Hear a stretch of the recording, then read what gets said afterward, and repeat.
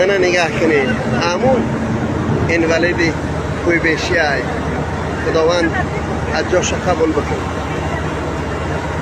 برویم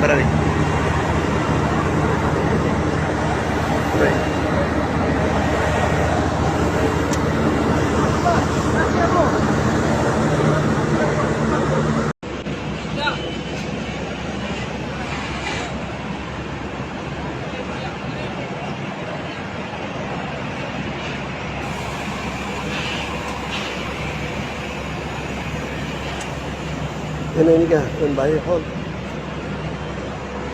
خداوند برای زیارت کنم شرفش کرده هست. مردم آدم های دست های گیرا دارن ولی که پرهای ذوق زیارت خانه خدا را ندارن. می‌بینین ای مردم تاجیکان خودمون ای ناحیه عبدالرحمن جامی جامیرم انشالله خداوند هجمه کنه. جاشتی اپا جاشتی اینا الحمدلله صلوات و سلام علی رسول الله. اینا در مسجد پیامبر خدا صلی الله علیه و سلام قرار داریم.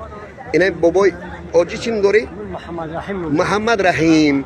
اینا این محمد کریمی جون صورت چه گرفتادم روی تو کردم که با زانو رحمی گشت تو. اینا خداوند متعال دیدی اینا با قد و قامت راست و در صفا و مروه میدوه که بلند بپر بینند اینا. خب اینه میکس اینه مردک شاید اقشلاقشون خب الهام دین برابر دا خود اوجانیسیو اینه خیلی در یک خانه قطیشون خواب بود هر کدومش. اینه خیلی برادر ما با ما بودن در گروه ما. این همینو شاهدی میتین که همین آدم چخیل 18 سال وزانو میرفت. خداوند به سبب زیارت خانه خدا چیش کرد؟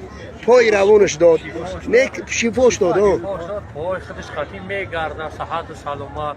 ای دکتر و کالیاسکا آوردیم.